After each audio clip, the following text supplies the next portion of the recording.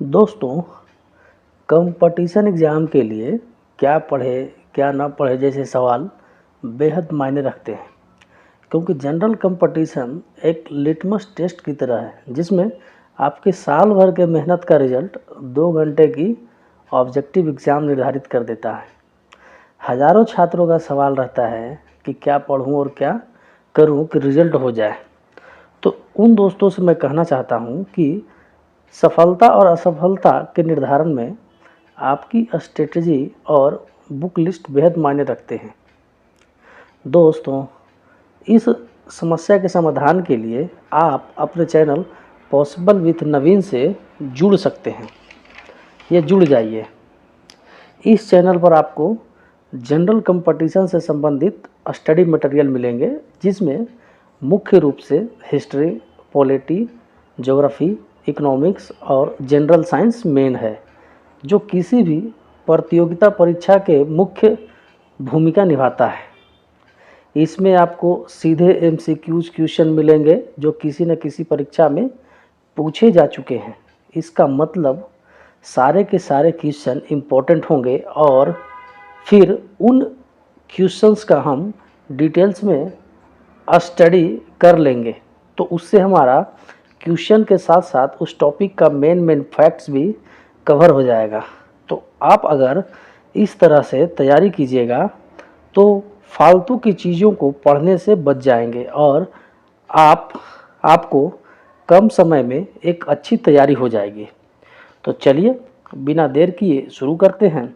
अगर आप हमारे चैनल पर नए हैं तो चैनल को सब्सक्राइब कर दीजिए और बेल आइकन दबाकर घंटी दबा दीजिए, ताकि मेरा कोई भी वीडियो का नोटिफिकेशन रहे तो आपको सबसे पहले आपके पास पहुंचे।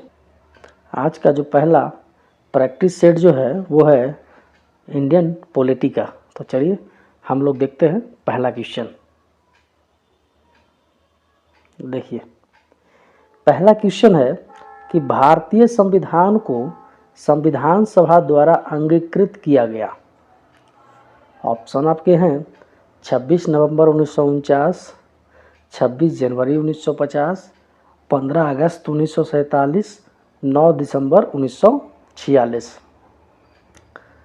फिर से एक बार सुन लीजिए, भारतीय संविधान को संविधान सभा द्वारा कब अंगीकृत किया गया?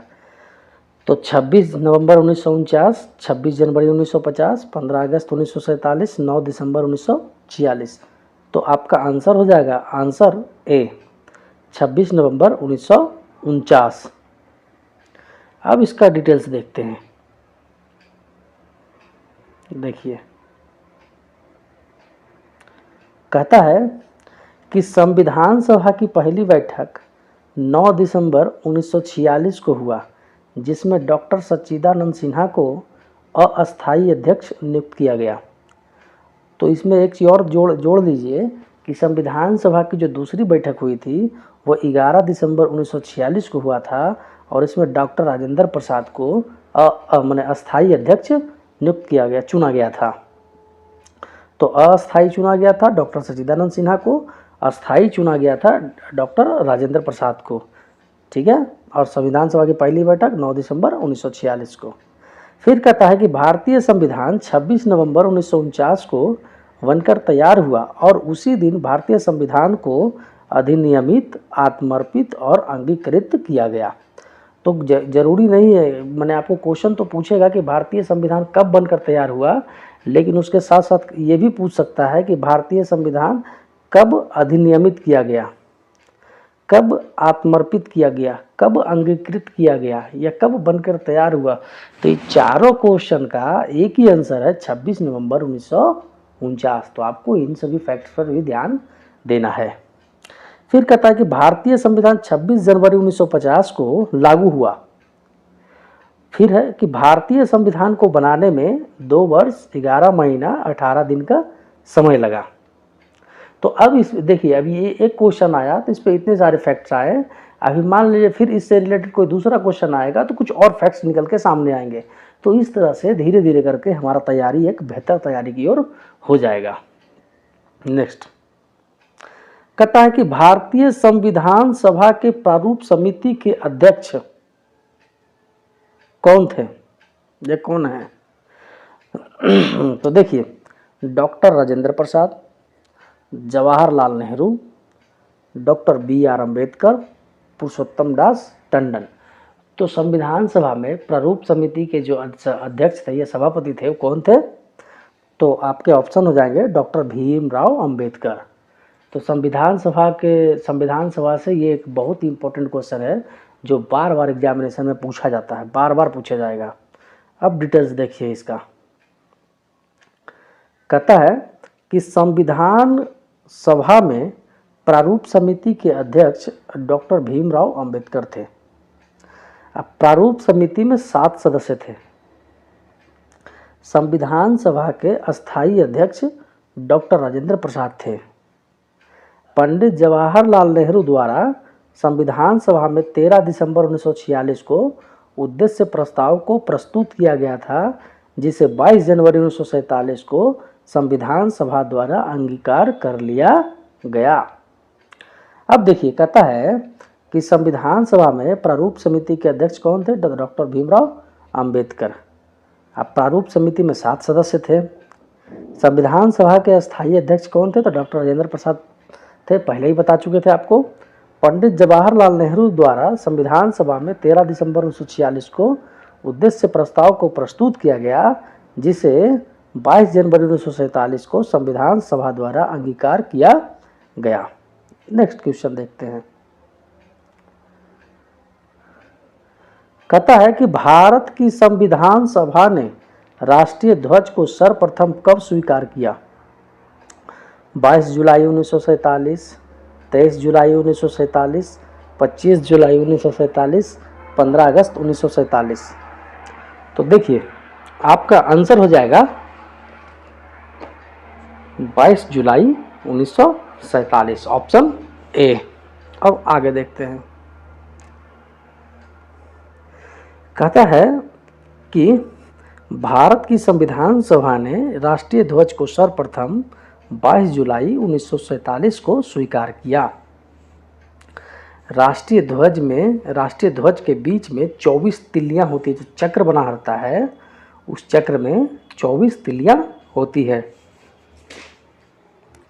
फिर कहता है कि राष्ट्रीय ध्वज की चौड़ाई लंबाई का अनुपात 2:3 है। लेकिन अगर आप इसमें ध्यान देना है कि अगर लंबाई चौड़ाई कहेगा तो 3:2 हो जाएगा, तो आपको ध्यान देना है, वो क्वेश्चन को उलट भी सकता है, तो इसलिए आपको ध्यान देना है कि चौड़ाई 2 में, लंबाई 3 में। फिर कहता है कि भारत का राष्ट्रीय गान जन गण मन 24 जनवरी 1950 को अपनाया गया।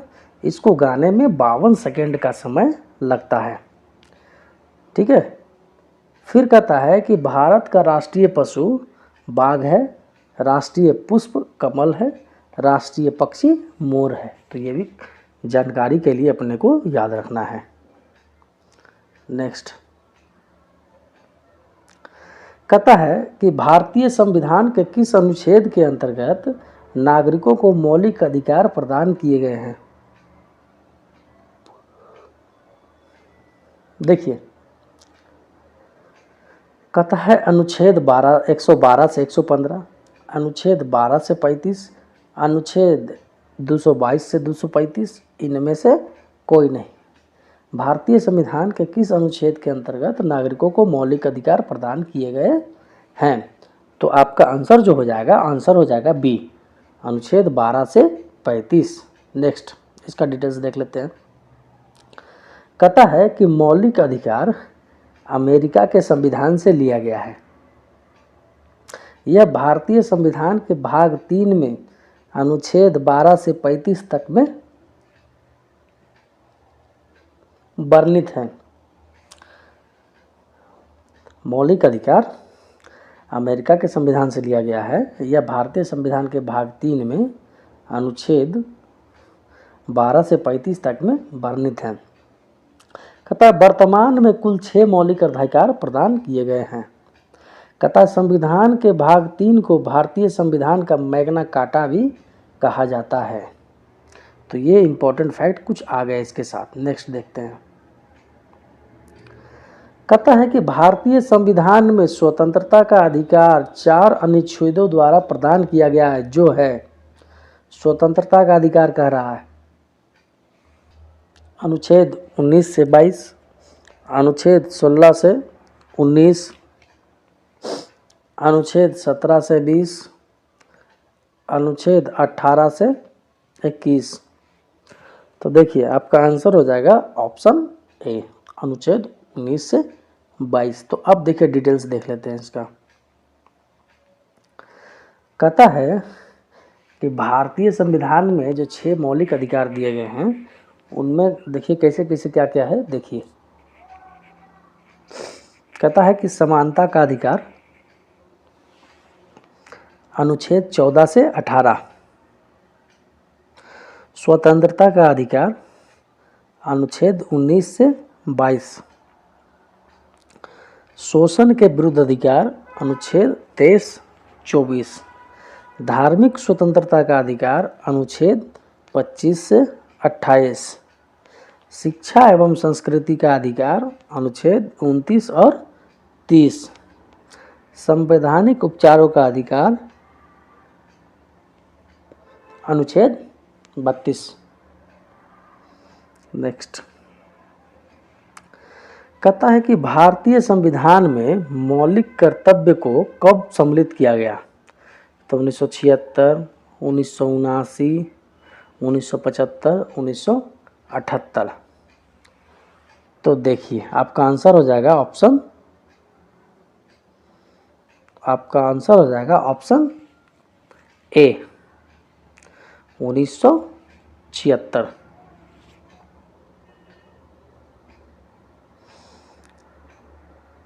कहता है कि मौलिक कर्तव्य या मूल कर्तव्य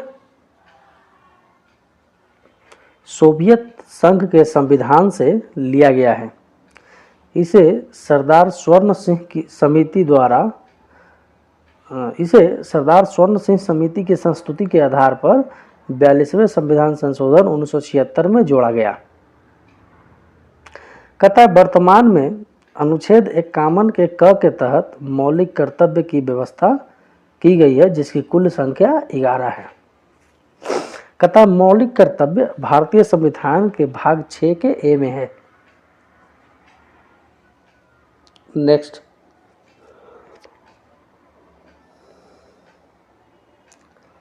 कहता है कि भारत के राष्ट्रपति चुने जाते हैं केवल राज्यसभा के सदस्यों द्वारा, केवल लोकसभा के सदस्यों द्वारा, केवल राज्यों के विधानसभाओं और लोकसभा के सदस्यों द्वारा, और राज्यसभा, लोकसभा और राज्यों के विधानसभाओं के निर्वाचित सदस्यों के द्वारा। तो आपका आंसर जो है आंसर हो जाएगा आंसर डी। देखिए कहता है कि राष्ट्रपति का चुनाव अनुपातिक प्रतिनिधित्व के अनुसार एकल संक्रमणीय मत और गुप्त प्रणाली के द्वारा गुप्त मतदान के द्वारा होता है। कहता है कि अनुच्छेद 54 के अनुसार राष्ट्रपति का निर्वाचन एक निर्वाचक मंडल द्वारा होता है।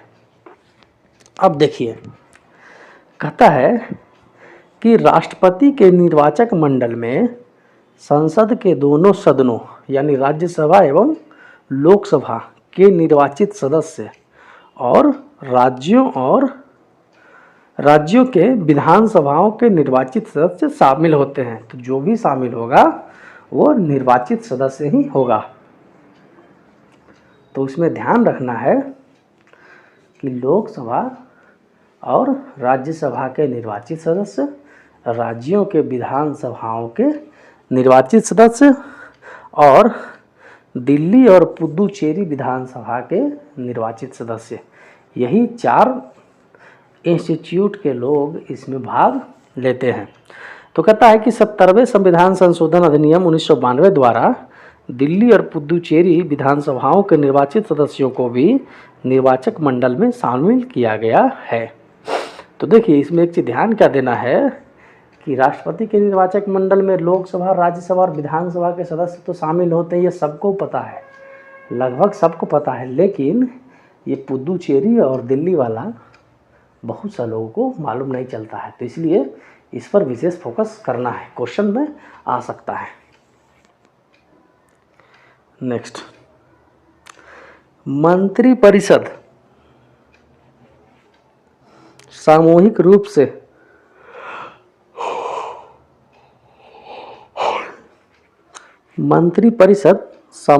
से निम्न में से किसके प्रति उत्तरदायी हैं? प्रधानमंत्री के प्रति, राष्ट्रपति के प्रति, राज्यसभा के प्रति, लोकसभा के प्रति। मंत्रिपरिषद सामूहिक रूप से निम्न में से किसके प्रति उत्तरदायी हैं? तो प्रधानमंत्री के प्रति, राष्ट्रपति के प्रति, राज्यसभा के प्रति, लोकसभा के प्रति। तो आपका ऑप्शन हो जाएगा ऑप्शन डी, लोकसभा के प्रति। अब देखिए, कहता है कि प्रधानमंत्री मंत्रिपरिषद का मुखिया होता है। प्रधानमंत्री की नियुक्ति राष्ट्रपति द्वारा होता है और प्रधानमंत्री के सलाह से राष्ट्रपति अन्य मंत्रियों की नियुक्ति करता है। प्रधानमंत्री या मंत्रिपरिषद का सदस्य बनने के लिए किसी भी व्यक्ति को लोकसभा या राज्यसभा में से किसी एक का सदस्य होना जरूरी होता है। यदि कोई व्यक्ति इन दोनों में से किसी भी सदन का सदस्य नहीं है तो उसे 6 महीने के अंदर दोनों में से किसी एक सदन का सदस्य बन जाना होता है। तो कहने का मतलब क्या हुआ कि कोई भी व्यक्ति अगर प्रधानमंत्री बनता है या कोई मंत्री बनता है तो उसके लिए ज़रूरी क्या है कि वह या तो लोकसभा का सदस्य हो या फिर राज्यसभा का सदस्य हो। लेकिन अगर मान लीजिए कि वो ना तो लोकसभा का सदस्य है और ना ही राज्यसभा का सदस्य है, तो वैसी स्थिति में उसे 6 महीने के अंदर दोनों में से किसी एक सदन का सदस्य बन जाना होता है। नेक्स्ट, कहता है कि भारत का महान्यायवादी किसके द्वारा नियुक्त किया जाता है? विधि मंत्री द्वारा, भारत के राष्ट्रपति द्वारा, लोकसभा के अध्यक्ष द्वारा, प्रधानमंत्री द्वारा। तो देखिए, आपका आंसर हो जाएगा ऑप्शन बी। कहता है कि भारत के महान्यायवादी अटॉर्नी जनरल ऑफ इंडिया की नियुक्ति राष्ट्रपति द्वारा की जाती है। महान्यायवादी को अटॉर्नी जनरल भी बोला जाता है। तो भारत के महान्यायवादी की नियुक्ति राष्ट्रपति द्वारा की जाती है। अटॉर्नी जनरल भारत सरकार को कानूनी विषयों पर परामर्श देता है, इसलिए इसे भारत सरकार का प्रथम विधि अधिकारी समझा जाता है। कहता है कि राज्य सरकार को कानूनी मामलों में सलाह देने के लिए महाधिवक्ता एडवोकेट जनरल अधिकृत है। माने एडवोकेट जनरल होता है राज्य सरकार में, और केंद्र सरकार में महान्यायवादी अटॉर्नी जनरल।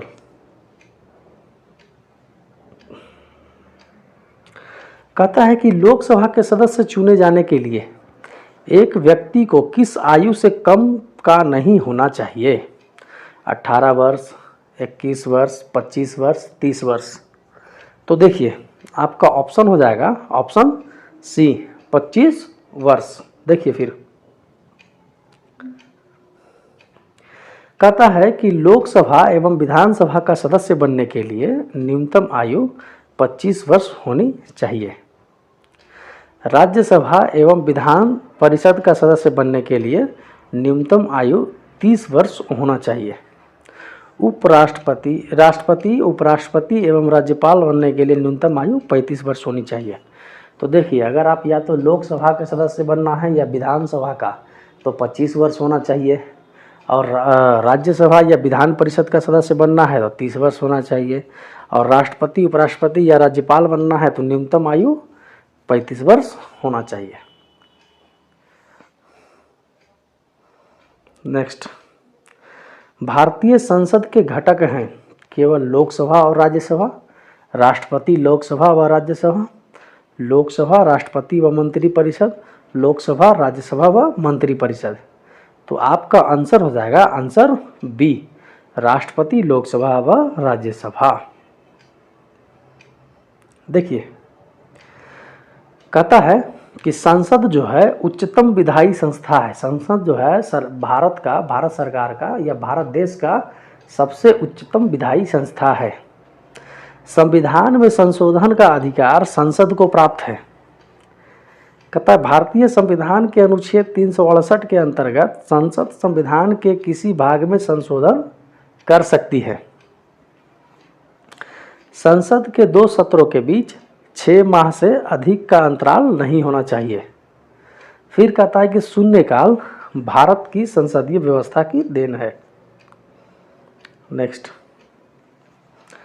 अनुसूचित जाति और अनुसूचित जनजाति अत्याचार निवारण अधिनियम 1989 प्रवेश हुआ।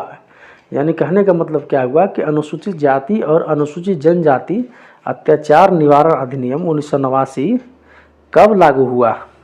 1 जुलाई 1989, 30 जनवरी 1990, 30 जुलाई 1989, 1 जनवरी 1990। तो आपका आंसर हो जाएगा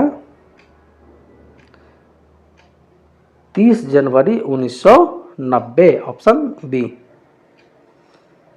देखिए, कहता है कि अनुसूचित जाति और अनुसूचित जनजाति अत्याचार निवारण अधिनियम 1989 को राष्ट्रपति द्वारा 11 सितंबर 1989 को स्वीकृति प्रदान की गई।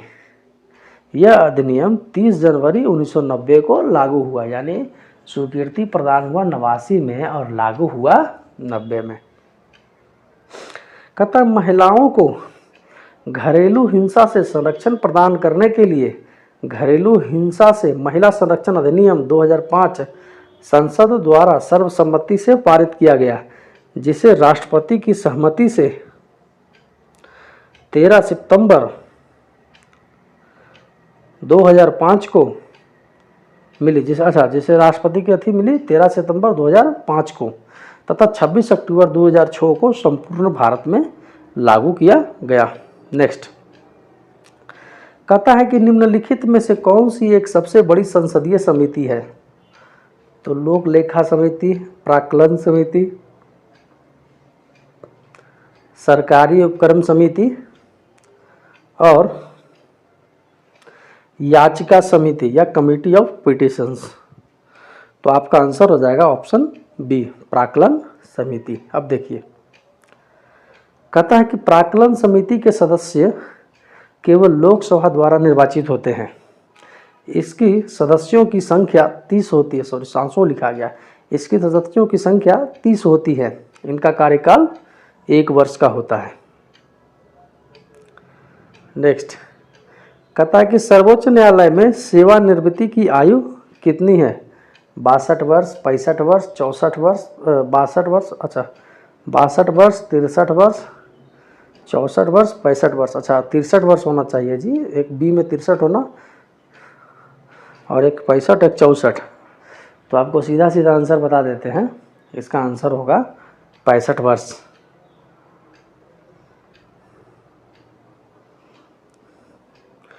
कहता है कि सर्वोच्च न्यायालय में न्यायाधीशों के लिए सेवानिवृत्ति की आयु 65 वर्ष है और राज्य न्यायालयों में, उच्च न्यायालयों में, यहाँ कुछ लिखा गया, उच्च न्यायालयों में न्यायाधीशों के लिए सेवानिवृत्ति की आयु 62 वर्ष है। यानी सर्वोच्च में 65 और उच्च न्यायालय में 62। कहता है कि सर्वोच्च न्यायालय का गठन 26 जनवरी 1950 को हुआ तथा इसका उद्घाटन 28 जनवरी 1950 को हुआ। कहता है कि निम्नलिखित में से कौन भारत के संविधान का अभिरक्षक है? भारत के राष्ट्रपति, भारत के प्रधानमंत्री, लोकसभा का सचिवालय, भारत का उच्चतम न्यायालय। तो आपका ऑप्शन हो जाएगा डी, भारत का उच्चतम न्यायालय। कहता है कि भारत का उच्चतम न्यायालय भारतीय संविधान के अभिरक्षक है। कहता है संविधान की व्याख्या करने का अंतिम अधिकार सर्वोच्च न्यायालय को है। नेक्स्ट, कहता है कि राष्ट्रपति को भारतीय संविधान के अनुच्छेद 143 के तहत सर्वोच्च न्यायालय से कानूनी मामलों में परामर्श लेने का अधिकार है। फिर देखिए, कहता है कि राज्य का कार्यकारी अध्यक्ष संवैधानिक प्रमुख कौन होता है? तो मुख्यमंत्री, राज्यपाल, मुख्यमंत्री का सचिव और मुख्य सचिव। तो आपका आंसर हो जाएगा ऑप्शन बी, राज्यपाल। देखिए कहता है कि संविधान के अनुच्छेद 154 के अनुसार राज्य की कार्यपालिका शक्ति राज्यपाल में निहित होगी। राज्यपाल राज्य का कार्यकारी प्रमुख होगा।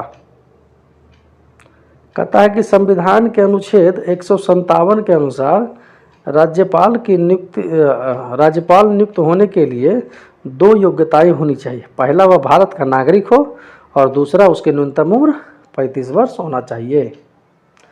नेक्स्ट कहता है भारत के किसी राज्य की विधानसभा में अधिकतम कितने सदस्य हो सकते हैं?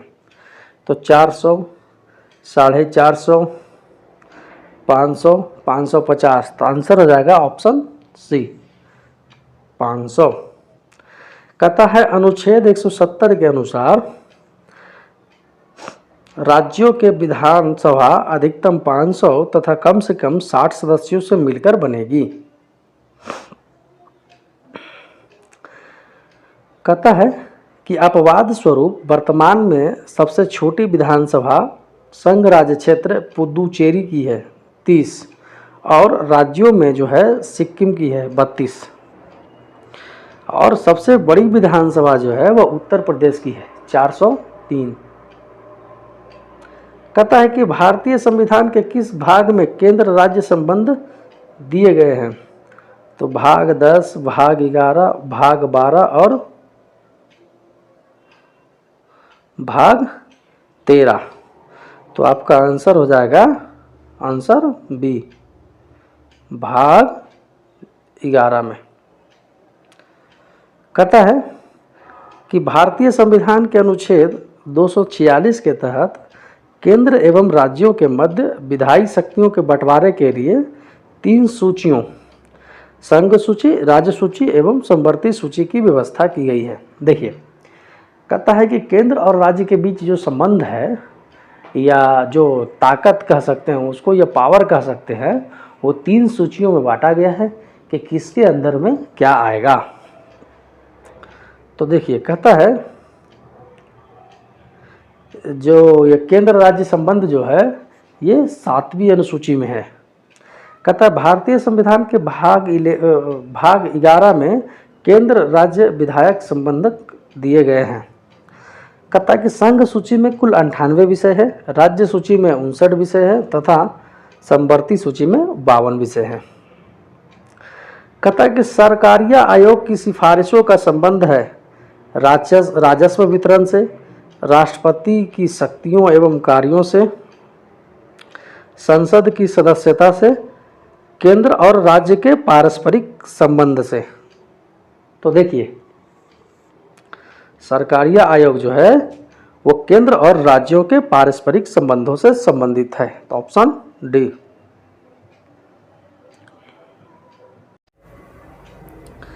कहता है अनुच्छेद 263 केंद्र और राज्यों के बीच समन्वय स्थापित करने के लिए राष्ट्रपति को एक अंतर्राज्यीय परिषद की स्थापना करने की शक्ति प्रदान करता है।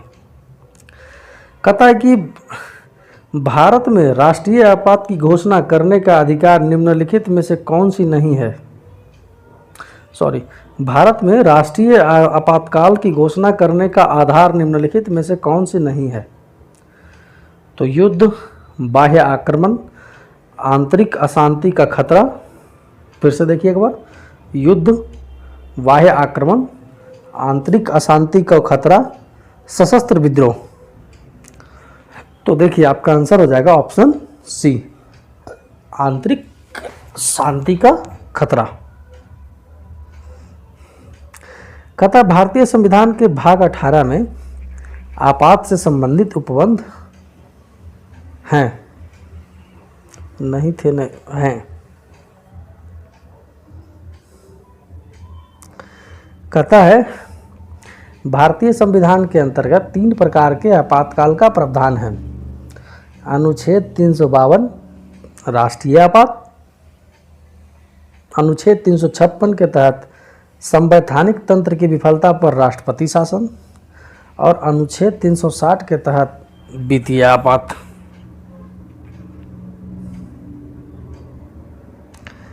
कहता है कि केंद्र तथा राज्यों के मध्य वित्त का विभाजन निम्नलिखित में से किसकी संस्तुतियों के आधार पर किया जाता है? योजना आयोग, लोक लेखा समिति, वित्त आयोग, राष्ट्रीय विकास परिषद। तो देखिए इसका आंसर हो जाएगा ऑप्शन सी, वित्त आयोग। कहता है कि संविधान के अनुच्छेद 280 के तहत राष्ट्रपति द्वारा प्रत्येक 5 वर्ष के अंतराल पर या आवश्यकता अनुसार उससे पहले एक वित्त आयोग के गठन का प्रावधान करता है। यानी वित्त आयोग का गठन कौन करेगा? राष्ट्रपति। कब करेगा? किस अनुच्छेद के तहत? तो अनुच्छेद 280।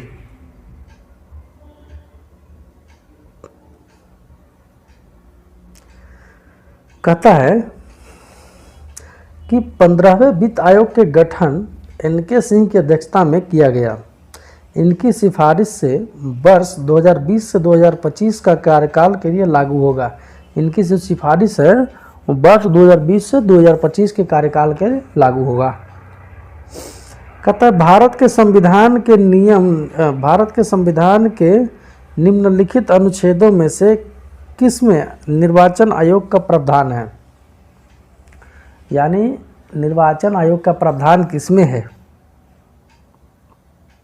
अनुच्छेद 320, अनुच्छेद 322, अनुच्छेद 324, अनुच्छेद 326। तो आपका ऑप्शन हो जाएगा ऑप्शन सी, अनुच्छेद 324। फिर कहता है कि भारत के मुख्य निर्वाचन आयुक्त की पदावधि क्या है? 5 वर्ष, राष्ट्रपति के प्रसाद पर्यंत, 6 वर्ष या 65 वर्ष की आयु तक, जो भी हो पहले, 5 वर्ष या 65 वर्ष की आयु तक, जो भी हो पहले। तो देखिए आपका आंसर हो जाएगा ऑप्शन सी, 6 वर्ष या 65 वर्ष। कहता है कि किस संविधान संशोधन द्वारा मतदान की आयु 21 वर्ष से घटाकर 18 वर्ष की गई? तो 63वें, 62वें, 61वें, 60वें। तो आपका आंसर हो जाएगा ऑप्शन सी, 60वां, 61वां। कहता है 61वां संविधान संशोधन अधिनियम 1988 द्वारा मताधिकार की आयु को 21 वर्ष से घटाकर 18 वर्ष किया गया। तो कब? 1988 संशोधन, तो 61वां क्या किया गया? तो मतदान का जो आयु है वो 21 वर्ष से घटाकर 18 वर्ष कर दिया गया।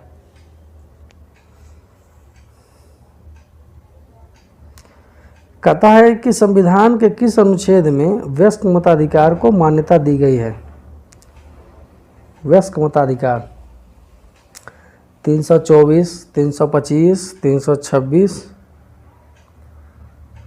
327। तो आपका आंसर हो जाएगा आंसर सी, 326।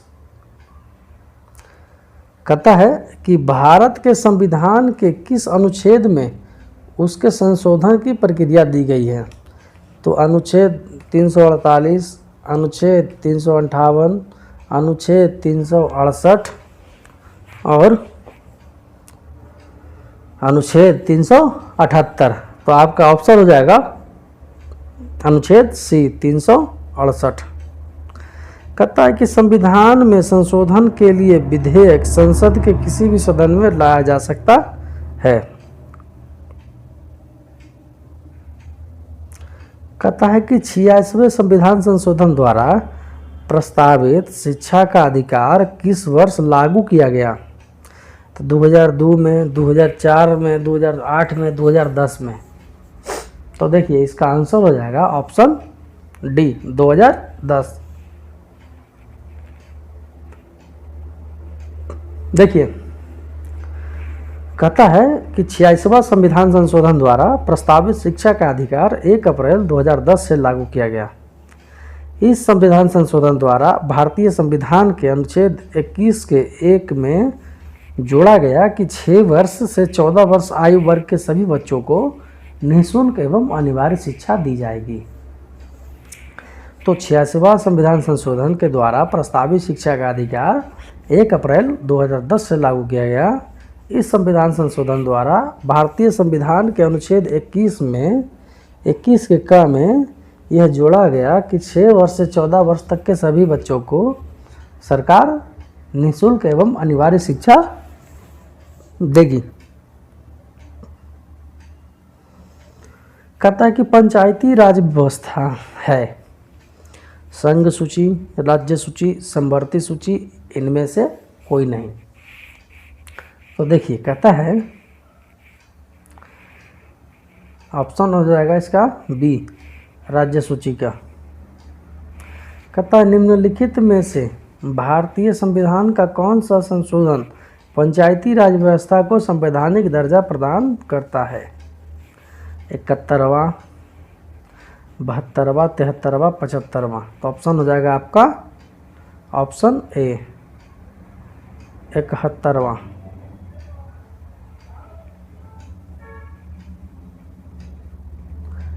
फिर कहता है 73वें संविधान संशोधन द्वारा, सॉरी आपका आंसर हो जाएगा ऑप्शन सी, 73वां। सॉरी ये आंसर गलत लिखा हुआ, 73वां। फिर से देखिए इसको। कहता है कि निम्नलिखित में से भारतीय संविधान का कौन सा संशोधन पंचायती राज व्यवस्था को संवैधानिक दर्जा प्रदान करता है? तो 71वां, 72वां, 73वां, 75वां। तो आपका ऑप्शन हो जाएगा ऑप्शन सी, 73वां। अब देखिए कहता है कि 73वें संविधान संशोधन 1992 के द्वारा पंचायतों को संवैधानिक दर्जा प्रदान किया गया। कहता है कि पंचायती राज लोकतांत्रिक विकेंद्रीकरण की व्यवस्था है। इसका उद्देश्य जन भागीदारी को बढ़ाकर विकास के निचले स्तर तक ले जाना है। फिर कहता है कि भारत में पंचायती राज की अनुशंसा के लिए बनी समिति के अध्यक्ष कौन थे? तो बलवंत राय मेहता, वी.आर. अम्बेडकर, जस्टिस कृष्णन अय्यर, जगजीवन राम। तो आपका आंसर हो जाएगा ऑप्शन ए, बलवंत राय मेहता। देखिए कहता है कि भारत में त्रिस्तरीय पंचायती राज व्यवस्था स्थापना की सिफारिश बलवंत राय मेहता समिति ने की थी। मतलब कि बलवंत राय मेहता समिति ने की जो समिति थी उन्होंने सिफारिश किया था भारत में त्रिस्तरीय पंचायती राज की, तो जिसमें गांव स्तर पर ग्राम पंचायत, प्रखंड स्तर पर पंचायत समिति और जिला स्तर पर जिला परिषद की परिकल्पना की थी।